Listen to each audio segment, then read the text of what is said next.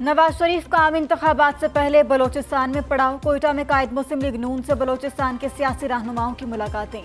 Balochistan Awami party, national party, Jamiat Pashtunkhwa MAP के कायदीन मिले। बलोचिस्तान के रहनुमाओं से मुलाकात में नवाज शरीफ ने अपने दौरे हुकूमत के मंसूबे गिनवाए। कहा, मुस्लिम लीग नून ने दहशतगर्दी और लोड शेडिंग को मुकम्मल तौर पर ख़त्म किया। बलोचिस्तान में 400 से ज़ायद छोटे डैम के मंसूबे शुरू किए। बलोचिस्तान और साबिक कबायली इलाकों के 5000 से ज़ायद तालिब इल्मों को वज़ाइफ दिए। हम गवादर तक पानी पहुंचा चुके थे, लेकिन बाद में काम रुक गया। सबको साथ लेकर चलने की रवायत बरकरार रखेंगे। बलोचिस्तान की तरक्की हमेशा से अजीज रही है।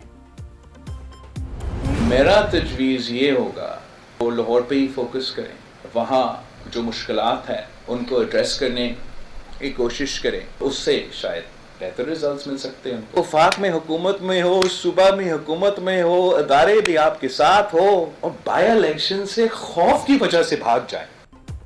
बिलावल भुट्टो की नवाज शरीफ पर लफ्जी तीरंदाजी। कहते हैं मियां साहब छोटे सूबों की बजाय पंजाब पर फोकस करें। लाहौर में नून लीग को मुश्किलात का सामना है, इसलिए मियां साहब को कहा गया दूसरे सूबों में भी जाएं। मिठी में न्यूज कॉन्फ्रेंस करते हुए चेयरमैन पीपल्स पार्टी ने कहा, इक्का दुक्का सीट के लिए मियां साहब दूसरे सूबों में जा रहे हैं।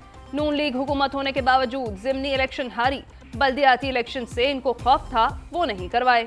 ऐसी जमात ने क्या सरप्राइज देना है। पीपल्स पार्टी को कभी लेवल प्लेइंग फील्ड नहीं मिली, आज भी एक मखसूस फील्ड बनाई जा रही है।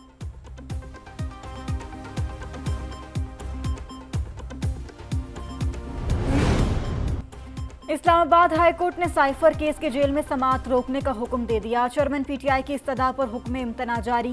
दौरान समाअत जस्टिस मियां गुल हसन औरंगजेब ने अटॉर्नी जनरल से पूछा, ऐसा क्या गैर मामूली हालात थे कि ये ट्रायल इस तरह चलाया जा रहा है? आपने हमें बताना है कि दरअसल हुआ क्या है, कब और किन हालात में, किस बुनियाद पर यह फैसला हुआ कि जेल ट्रायल होगा। बहुत से सवालात हैं जिनके जवाबात देने की ज़रूरत है। विफाकी काबीना ने 2 दिन पहले जेल ट्रायल की मंजूरी दी। क्या वजूहात थी विफाकी काबीना ने जेल ट्रायल की मंजूरी दी? अदालत ने जेल ट्रायल के खिलाफ इंट्रा कोर्ट अपील पर समाअत 16 नवंबर तक मुलतवी कर दी। आज टाइम भी बहुत है वाली साहब।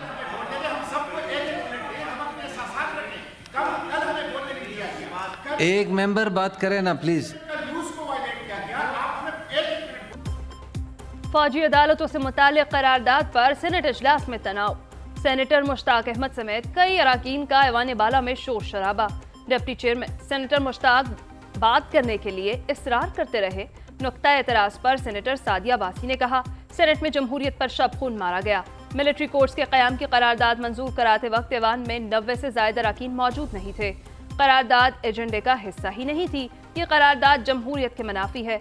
सुप्रीम कोर्ट के जजेस का फैसला कानून के मुताबिक था। ऐवान को इस तरह इस्तेमाल करना काबिल अफसोस है। अप्रैल में इदारे के सरबराह ने आके कह दिया कि हम न्यूट्रल हो गए हैं, तो हमारा तो मुतालबा खत्म हो गया। हम तो यही चाहते थे कि वो न्यूट्रल हो जाते, कि वो पहली बात हो चुकी कि रायवेंट से होगा इंशाल्लाह ताला।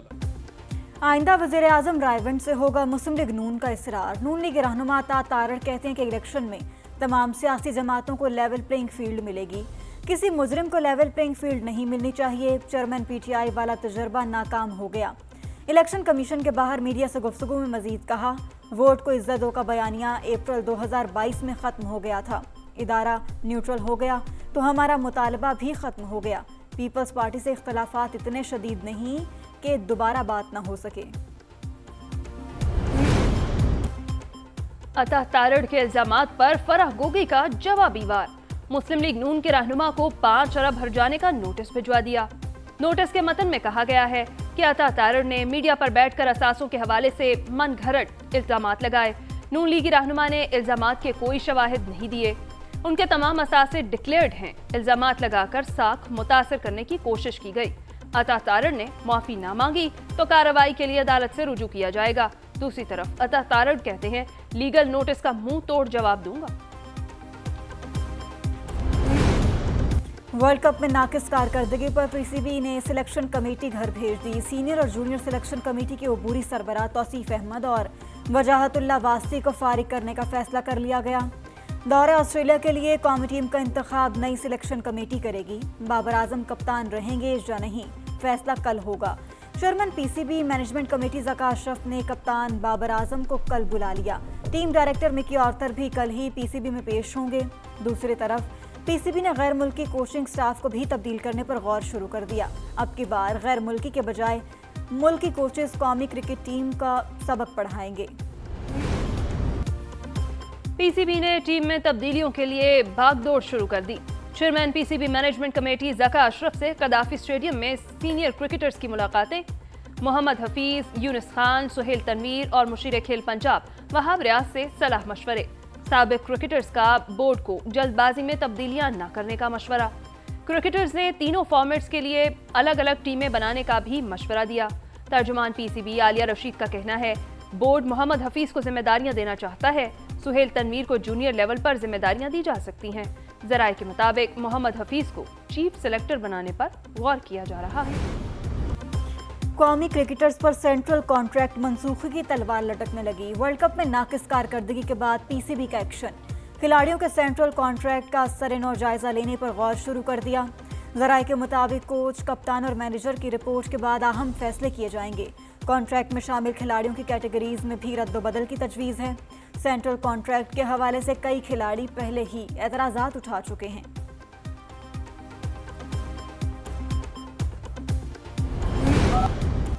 मुत्तहिदा अरब अमारात ने पाकिस्तान को एक्सटर्नल फाइनेंसिंग की यकीन दहानी करवा दी। पाकिस्तान को $6.5 अरब के बैरूनी फाइनेंसिंग गैप का सामना है। IMF मिशन चीफ की मुत्तहिदा अरब अमारात के सफीर से मुलाकात। पाकिस्तान के लिए बैरूनी फाइनेंसिंग गैप पूरा करने से मुतालिक उमूर पर गुफ्तगू हुई। यूएई के सफीर ने पाकिस्तान के मौशी इस्तेहकाम के लिए किरदार अदा करने की यकीन दहानी करवाई। दूसरी तरफ पाकिस्तान और IMF के दरमियान पॉलिसी सतह के मुज़ाकरात जारी। मुज़ाकरात का दौर कल इख्तिताम पजीर होगा। वज़ीर-ए-आज़म के मुआविन खुसूसी जहांज़ेब खान का कहना है कि IMF खुसूसी सरमायाकारी सहूलत काउंसिल के काम से मुतमईन है। नेपरा ने एक बार फिर अवाम पर बिजली गिरा दी। बिजली ₹1.25 महंगी करने की मंजूरी दे दी। सार्फिन पर 22 अरब 56 करोड़ रुपए का बोझ पड़ेगा। जुलाई ta सितंबर सहमाही एडजस्टमेंट की मद में रकम निकलवाई जाएगी। बिजली की कीमतों में इजाफे का इत्तलाक तमाम सार्फिन पर होगा।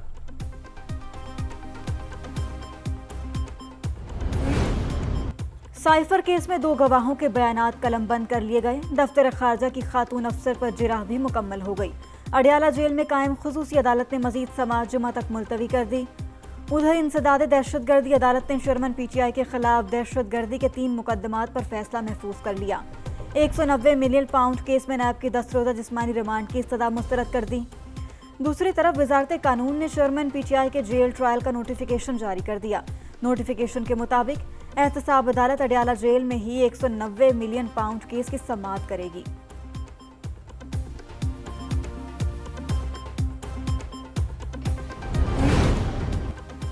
नैब लाहौर ने बुशरा बीबी के साबिक शौहर खावर मानिका के खिलाफ तहकीकात का आगाज कर दिया। नैब लाहौर के मुताबिक खावर मानिका के खिलाफ आमदन से जायद असासाजात बनाने की शिकायत मौसूल हुई। खावर मानिका के खिलाफ दायर शिकायत को कंप्लेन वेरिफिकेशन सेल भेज दिया गया।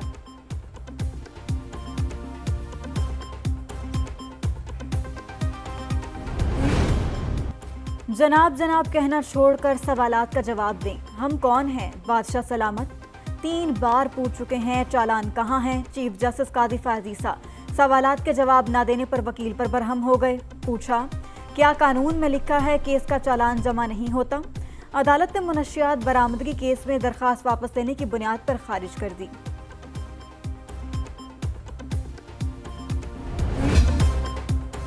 Director general anti corruption Punjab के इख्तियारात कम करने की तैयारियां। पंजाब हुकूमत ने समरी गवर्नर पंजाब को भिजवा दी। सेक्रेटरीज के खिलाफ एंटी करप्शन में मुकदमा दर्ज करने की मंजूरी वज़ीर आला पंजाब देंगे। डिप्टी कमिश्नर और कमिश्नर्स के खिलाफ महकमा एंटी करप्शन में मुकदमा दर्ज करने का इख्तियार चीफ सेक्रेटरी के पास होगा। असिस्टेंट कमिश्नर्स और ग्रेड 17 के अफसरान के खिलाफ मुकदमा दर्ज करने का इख्तियार एडिशनल चीफ सेक्रेटरी के पास होगा।